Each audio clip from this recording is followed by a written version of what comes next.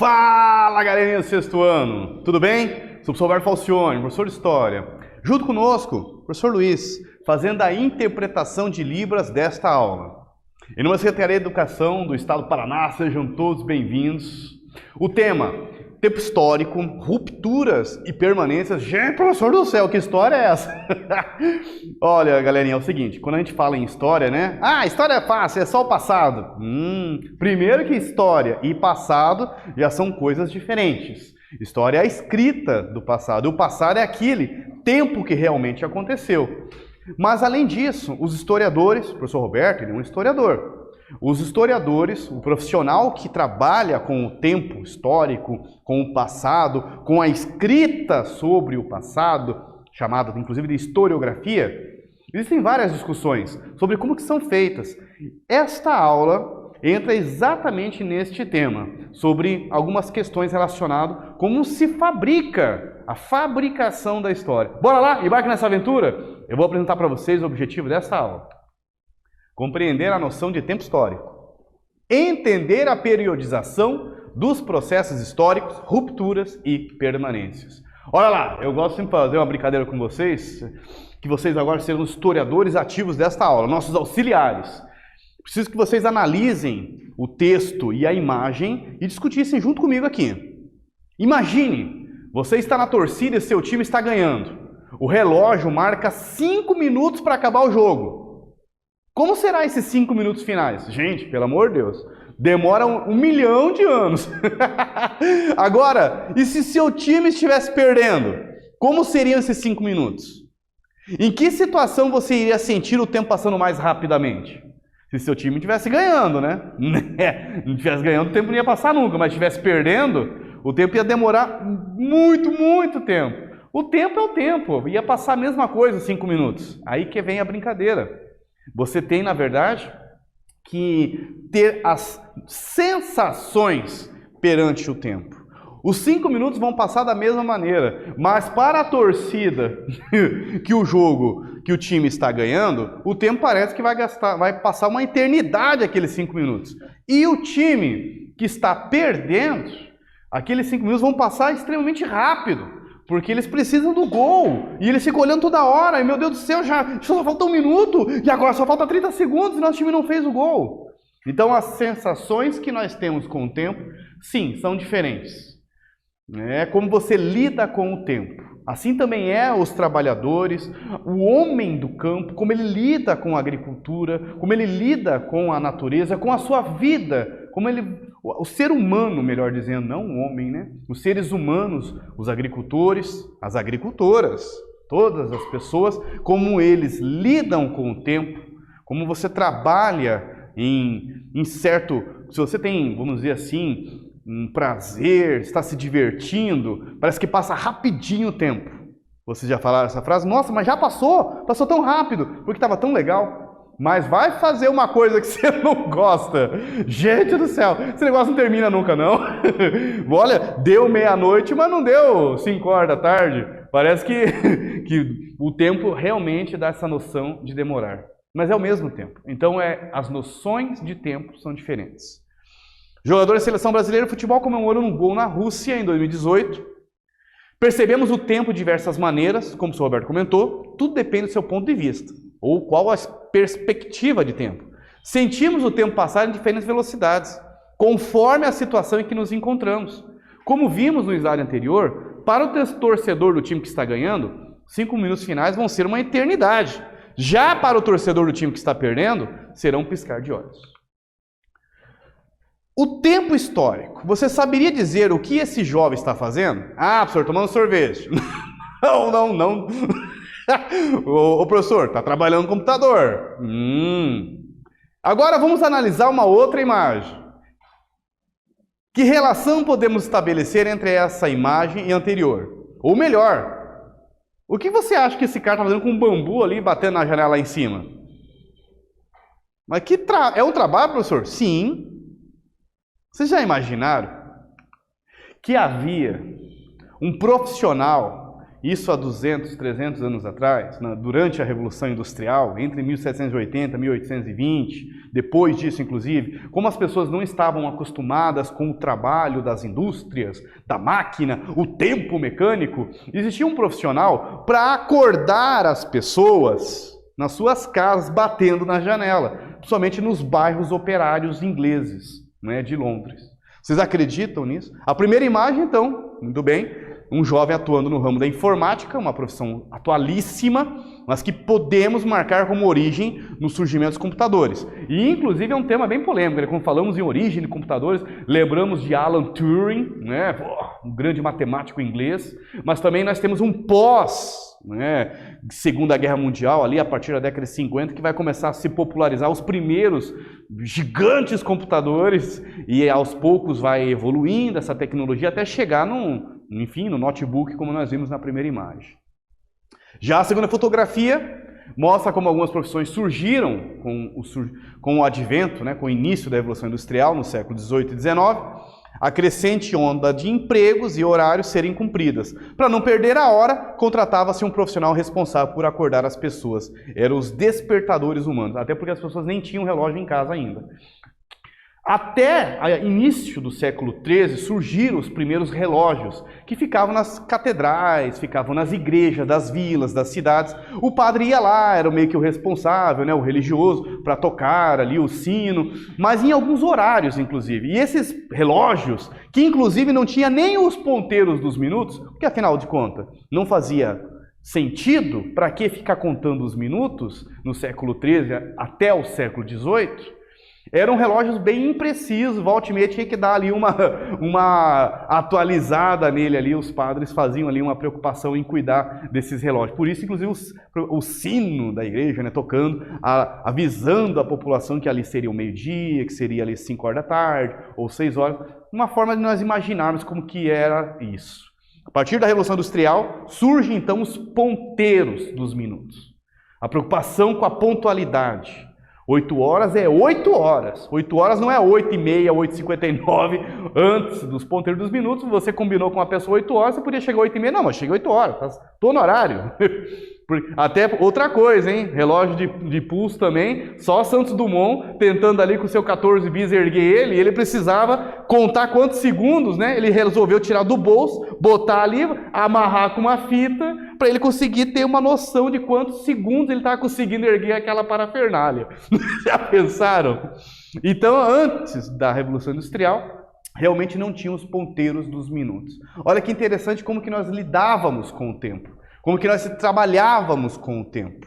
O agricultor, eu acho muito bacana isso, poxa, eu já tive o prazer de ser um agricultor. Você planta, você precisa esperar, regar, ter aquele cuidado. Claro, tem que tirar ali o matinho, né? Mas você tem que esperar aquela planta crescer. Esperar 3 meses para colher. Você não precisa ficar ali, não, 8 horas eu tenho que correr lá para pegar o alface. O alface está lá 8, meio-dia, 5 horas da tarde. Você pega o alface, um horário que você precisa, se tiver um compromisso, inclusive, para entregar aquele alface, né? Mas com o surgimento da Revolução Industrial, com o surgimento das máquinas, o que vai acontecer em nossas vidas, nessa sociedade moderna industrial que nós chamamos, uma verdadeira maquinalização do nosso corpo. 8 horas é 8 horas em ponto. 8 horas bateu o sinal. Se você não chegar às 8 horas, você atrasou. Você vai chegar atrasado no trabalho. Interessante como que, inclusive, o colégio se inspirou desse modelo de trabalho industrial para, enfim, adaptar e passar para nós, seres humanos, desde pequeno, como lidar com o tempo. Como vocês viram no início da Revolução Industrial, as pessoas não tinham ali ainda o costume de acordar cedo, pontualíssimo como era. Se você chegar ali 7h31, a tua aula era 7h30, bateu já o sinal, opa, fechou. Claro, é uma forma de falar, né? Claro que tem ali aquele tempo ali para você poder entrar atrasado ali. Mas atrasou, porque a aula já começou às 7h30. E vai até 8h20. Né? 8h20 sai um outro professor, entra outro. Inclusive, as fileiras das carteiras, elas seguem um modelo industrial. Porque ela é uma linha de produção fordista. De Ford, professor? Sim, em Ford. no início do século XX, inventou essa ideia de linha de produção, e inclusive o colégio segue essas linhas de produção, né? Carteiras enfileiradas que nem um modelo de uma fábrica. Olha que interessante o sino. Ah, não, no meu colégio toca umas musiquinhas bem legal. O seu colégio quis romper, inclusive, com esse modelo industrial. Mas, em geral, é um sino de indústria que se tocam nos colégios. Olha que interessante. Assim como uma sucessão de notas não forma uma música, a sucessão de instantes só adquire sentido numa continuidade, que chamamos de duração. Agora nós vamos para um outro tema, a ideia de duração. O que é uma duração para a história, ou rupturas? Duração, permanências. Por exemplo, você consegue identificar em sua cidade, em seu bairro, na sua rua onde você mora, alguma coisa que você sempre acorda e sempre está lá? Né? Alguma coisa que chamou tua atenção, estava antes de você, inclusive, é uma permanência. Inclusive pode ser uma permanência menor em relação à sua vida. Existem permanências maiores em relação a uma cidade, a um país. Por exemplo, um centro histórico. Né? Por exemplo, a Catedral da capital do Paraná, de Curitiba, né? Um marco histórico, aquela parte ali do Largo da Ordem, a Catedral Tiradentes, são permanências que se modificou tanto na história de Curitiba, mas permaneceu existindo, né? Aqueles pontos de permanências dentro da cidade. Você pode pensar, inclusive, em Maringá, na Catedral de Maringá, desde a década de 40, 50, se não me engano. Eu tive a oportunidade de subir, inclusive, naquela torre. 20 anos atrás podia subir. Você pega esses pontos que são das permanências nas cidades do Paraná. Olha que interessante, são as permanências. A história estuda exatamente as mudanças que ocorrem, como também as permanências em torno dos seres humanos. A moda, a alimentação, a construção, o lazer, entre outros. Agora com vocês, copiem seu caderno e responda. Observe as imagens e o que você percebe no modo das pessoas conversarem à distância. Olhe a imagem 1, o que essa menininha está fazendo. Observe a imagem 2, mais comum para nós, né, uma videochamada. E agora, gostaria que você pudesse explicar, né, se houve algumas diferenças, o que você percebe na forma de falar à distância em quase 200 anos, 100 anos, né, de diferença entre as duas. Daqui a pouco nós voltamos. Corrigimos juntos.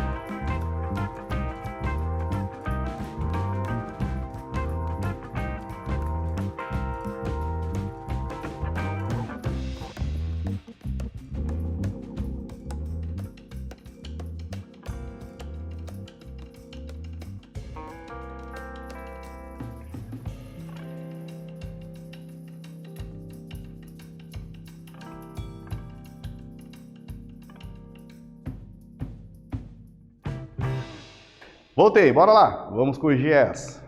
Percebemos que as duas imagens apresentam pessoas conversando com outras pessoas, com tecnologias inclusive, né? O início da comunicação era com telefone com fio, depois os avanços vieram outros modelos de telefone, finalmente a tecnologia que encurta as distâncias com videochamadas.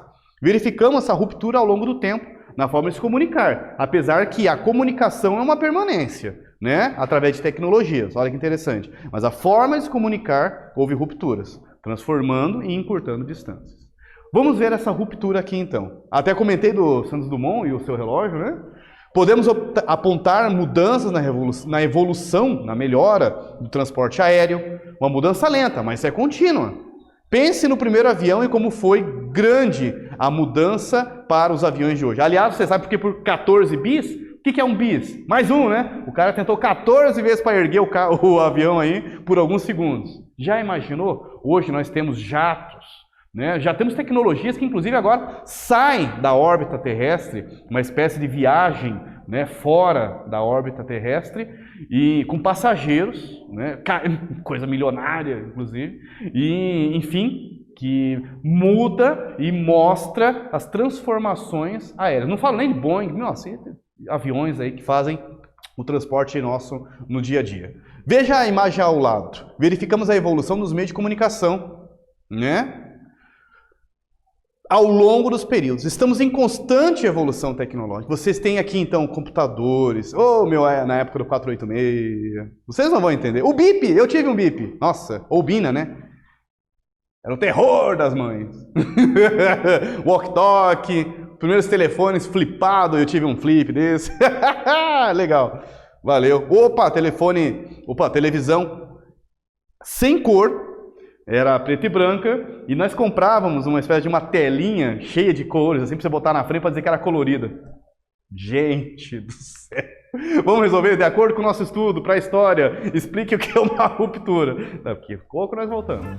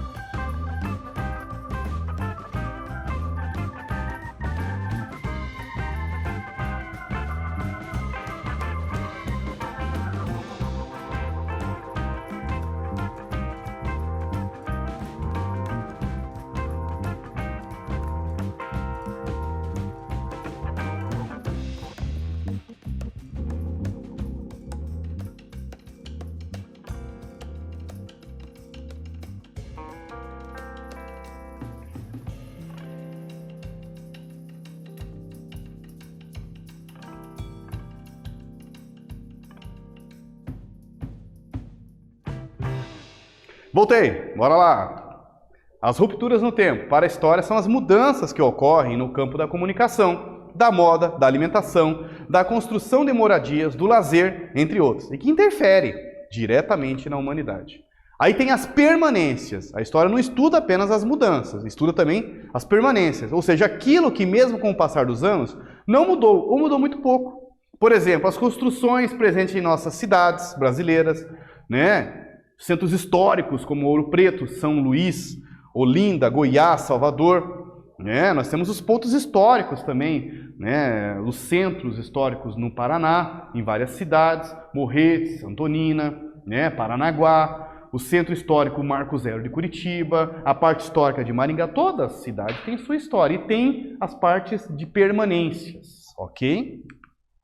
A vista aérea do Largo do Alto da Sé, com destaque para a Catedral da Sé, à direita, construção iniciada em 1548, à esquerda, o farol inaugurado, aqui o farol, em 1941, situado no alto do Morro do Serapião. Muitas casas se modificaram, muitas casas foram construídas e ficam essas permanências. A igreja, o farol, né, a catedral, ok? Nós temos no Brasil 19 sítios considerados como Patrimônio Mundial da Unesco. Dentre eles estão os centros históricos dessas cidades. As permanências também podem ser percebidas até em brincadeiras antigas, praticadas até hoje. Por exemplo, a chamada amarelinha. É muito legal. Olha lá, 1956 na França, 2 crianças brincando amarelinha. Observe agora essa imagem, essa fotografia, em 2016, uma menina nos Estados Unidos, também brincando de amarelinha. Gente, e criança adora. Meu filho, 5 anos, né, esperando ali, quando bateu de frente com uma praça, viu a marquinha, já foi correndo, pulando lá. Brincadeiras com quase 100 anos que ainda existem nos dias atuais e crianças brincam ainda. É com vocês, a história estuda também as permanências. Explica o que é e dê exemplo de permanência em nossa sociedade. Daqui a pouquinho nós voltamos.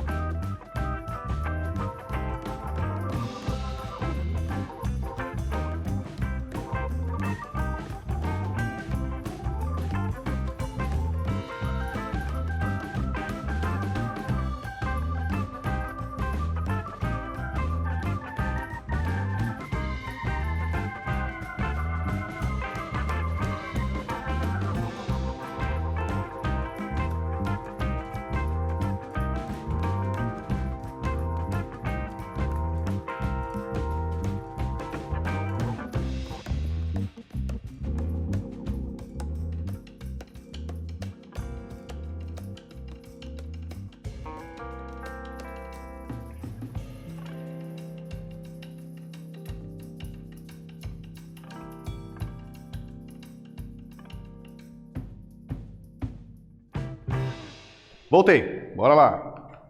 História estuda permanências, ou seja, aquilo que mesmo com o passar dos anos não mudou, mudou muito pouco. Exemplos disso são as construções presentes em algumas cidades brasileiras, como Ouro Preto, São Luís, Olinda, Goiás, Salvador, mas também está nas brincadeiras infantis, como a amarelinha.